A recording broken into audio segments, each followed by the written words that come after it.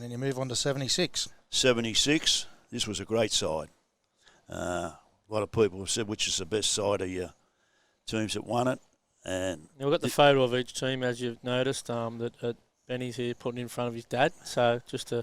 I don't even need to remember about him because I've heard this story so many times. But he could know. He could actually, without even looking at the photo, probably you can name the starting side in those 74, 75, 76 sides. Well, we had some players in this team that all went on to play first grade that couldn't make the starting side. Players like Greg Mackey, Greg Evans, Wayne McPherson, all first graders. 100. Mackey's over 300 in our couldn't make the tough as they come. Greg couldn't Evans. make the side, and there was a boy in this side. Everybody knows about him in South Sydney Juniors, Alan Ferguson.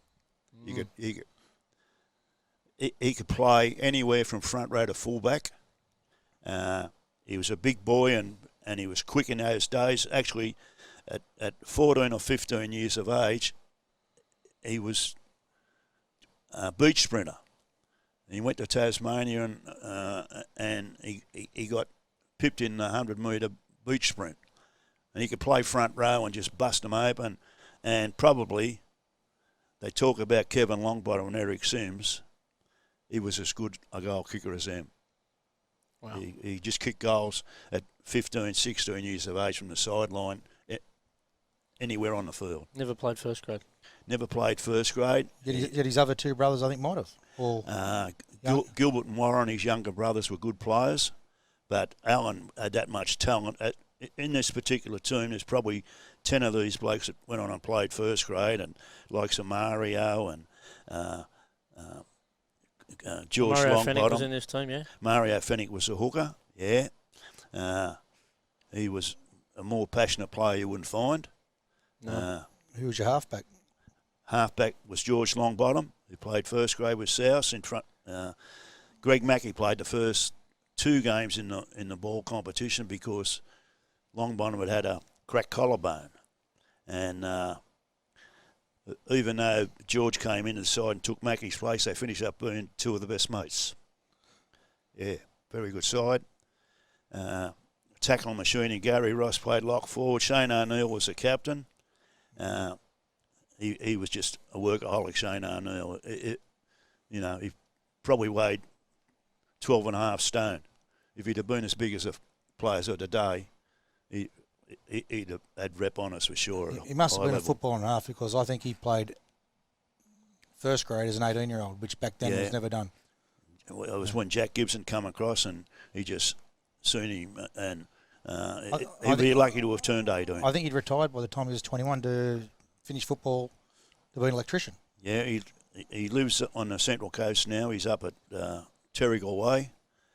I don't get to see him. We had a reunion a while back, and of the 20 in the squad, they're all living in different areas and that. 9 of them turned up. The only one that wasn't there was Alan Ferguson, who passed away. Just one of your best sides, Nigsy. I mean, looking at the grand final score, what is it, 28-3 or something like that? Yeah. This side, that's a fair touch-up in the grand final. They sent this side up to North Queensland, where we played 7 different club teams up there, Cairns, Townsville, Mackay. They even flew us out to Mount Isa to play out at Mount Isa. They won every game. And when I say they won every game comfortably. Yeah. 20 or 24 points. And then and this was 3 points a try back in the 3 points a try. And then we played North Queensland combined side. So that was a make-up of the 7 teams in the North Queensland area. And we beat North Queensland as easily as we beat all the other teams.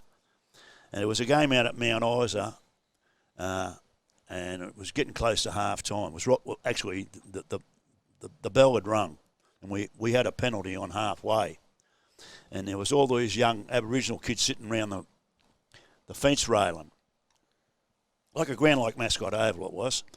And Fergo must have said to Shane, who was the captain, let me have a shot at goal. And it was halfway on the sideline. These boys were 16 years of age.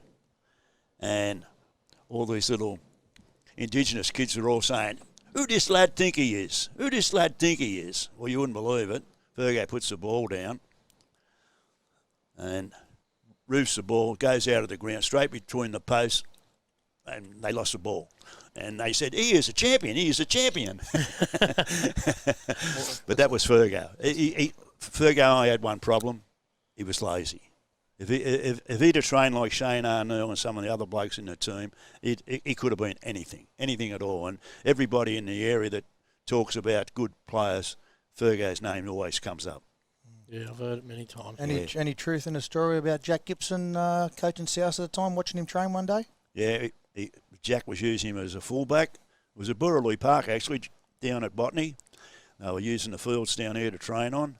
And Jack said, at Alan Ferguson, he's very much like Graham Moody. He's going to be a superstar. 2 or 3 weeks into training, Jack said, he ain't going to be Graham Moody. He don't train hard enough. Wow. That was Fergo, which, you know.